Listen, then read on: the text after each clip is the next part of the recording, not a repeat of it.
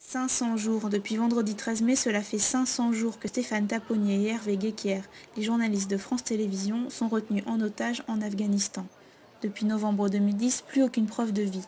Pour qu'ils ne tombent pas dans l'oubli, des manifestations ont été organisées dans plusieurs villes de France. À Paris, le comité de soutien des deux journalistes et Reporters sans frontières avait donné rendez-vous place des Vosges. Je veux juste dire un mot du comité de soutien parce qu'ils vont pas le dire, donc je vais le faire. Juste pour saluer aussi leur courage et leur détermination. Vous savez, Reporters sans frontières, on suit beaucoup de prises d'otages et des comités de soutien, on en soutient beaucoup, on en croise beaucoup. Celui-là est exemplaire. 500 jours, c'est extrêmement long. Malgré des difficultés, malgré des désaccords parfois, ils réussissent à maintenir une mobilisation, à faire en sorte que cette mobilisation soit nationale. Hervé Guéquière et Stéphane Taponnier ont été capturés le 30 décembre 2009 alors qu'ils réalisaient un reportage pour France 3. Ils sont aujourd'hui les seuls journalistes au monde à être retenus en otage. Leurs 500 jours de captivité constituent un record. La faible implication des autorités françaises en faveur de leur libération a été largement pointée du doigt.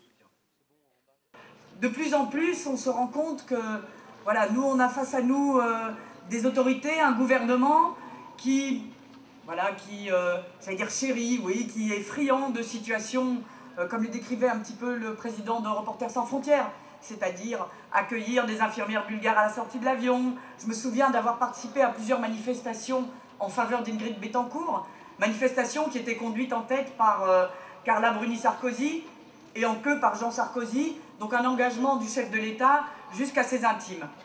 C'est vrai que dans le cas de nos deux confrères, ce n'est pas ce qu'on a constaté. Nous, à Reporters sans frontières, les journalistes nous interpellent. Qu'est-ce que vous faites? Vous faisiez beaucoup plus pour Florence Aubenas. Alors, non, on se mobilise. Et c'est vrai que on se retient un peu. Et nous expliquons la situation. Mais le moment est venu de dire que notre confiance faiblit. Notre confiance dans les autorités est en train de s'émousser. Pour les organisateurs et les participants de la mobilisation, le cap des 500 jours ne doit pas être une raison pour baisser les bras. Mais je pense que les mobilisations populaires comme celle d'aujourd'hui, elles disent ça aussi. Elles disent pensez à vous, mais pensez à nous. Voilà. Il faut que les gens, oui, les Français qui descendent dans la rue, ils disent ça. Ils disent sortez-les, libérez-les. On espère avec une médiatisation faire pression, on ne les lâchera pas. On ne les lâchera pas. Il n'y aura pas de lassitude tant qu'Hervé, Stéphane et leurs accompagnateurs ne seront pas là. On aura toujours l'énergie du diable pour se battre, pour mobiliser, pour rappeler au gouvernement que dans cette affaire, ils ont une obligation. Le résultat, c'est de sortir de là, qu'ils peuvent nous dire qu'ils mettent tous leurs moyens à disposition, on s'en félicite, mais que leur but ultime, c'est de sortir Hervé, Stéphane et leurs accompagnateurs de cette situation horrible, terriblement angoissante, de captivité, d'injuste captivité depuis 500 jours maintenant. Vous savez, dans une mobilisation comme ça, il faut éviter que les gens s'endorment, s'habituent. Donc il faut trouver des raisons, des dates, des événements. Et je pense que saisir l'occasion du 500e jour était très important parce que ça va relancer. Et je peux vous dire une chose, moi j'ai été associé aux travaux gouvernementaux comme directeur de cabinet. C'est même moi qui m'occupais à l'époque des services secrets dans les années 88-90. Je peux vous dire une chose, les services secrets, les services les militaires, ils font leur boulot.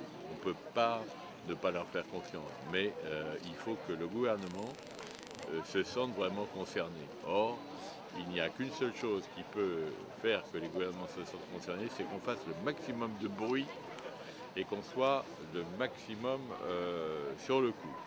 Voilà, donc c'est la raison pour laquelle on va rester sur le coup.